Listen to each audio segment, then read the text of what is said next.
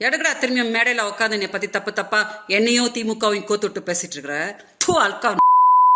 உனக்கு மான மரியாதை கிடையாதாடா? அதான் நீ பேசின ஆடியோ தான் வெளியில வந்துச்சே, அந்த பெங்களூர்காரையை வந்து நான் பேசிக்கிறேன்னு சொல்லிட்டு. உனக்கு அந்த திமுகவை கலைஞரை என்னைய எல்லாம் தப்பா பேச தவிர வேற எதுவும் அரசியல தெரியாதாடா? அந்த பொம்பளைய 15 வருஷமா தூ அல்கம் செருப்பு பிஞ்சுடும் சீமான். உனக்கு இதான் கட்டேசி உனக்கு நான் சொல்லிட்டு இருக்கிறேன்.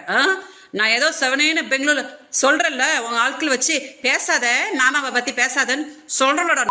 இப்போ நீயும் வாய மூடு. என்னமோ உலகத்துக்கு ஒண்ணுமே தெரியாதுன்ற மாதிரி ஆடாத. நீ இப்போ பிச்சை தான் எடுத்துட்டு இருக்கிற. என்னை பத்தி திமுக பத்தி தப்பா பேசியெல்லாம் நீ பண்ண 2026 பிச்சை தான் எடுப்படா. நீ பிச்சை தான் நீ எடுப்ப. எங்க அக்கா பேரலிசிஸ் ஆகி படுத்து கிடக்குறாங்க பிச்சை. அதனால நான் வந்து உன்னை பொறுமையா விட்டுக்கிட்டு இருக்கிறேன். எங்க பாவத்தெல்லாம் கட்டிக்காத சீமான். 46 வயசு வரைக்கும் நீ பிச்சை தான் எடுத்துக்கிட்டு இருந்த கல்யாணம் ஆகாம. நான் தான் வந்து உனக்கு ஒரு வாழ்க்கையை கொடுத்த மறந்துட்டு இன்னைக்கு வந்து நீ மேடையில இந்த பொம்பளையை கூட்டிட்டு வந்து சொர்வ பிஞ்சிடும்டா தொடப்ப கட்ட. நிப்பாட்டிக்கோ, இதோட நிப்பாட்டிக்கோ. இதோ கடைசி விட நான் சொல்லிட்டு இருக்கிறேன்.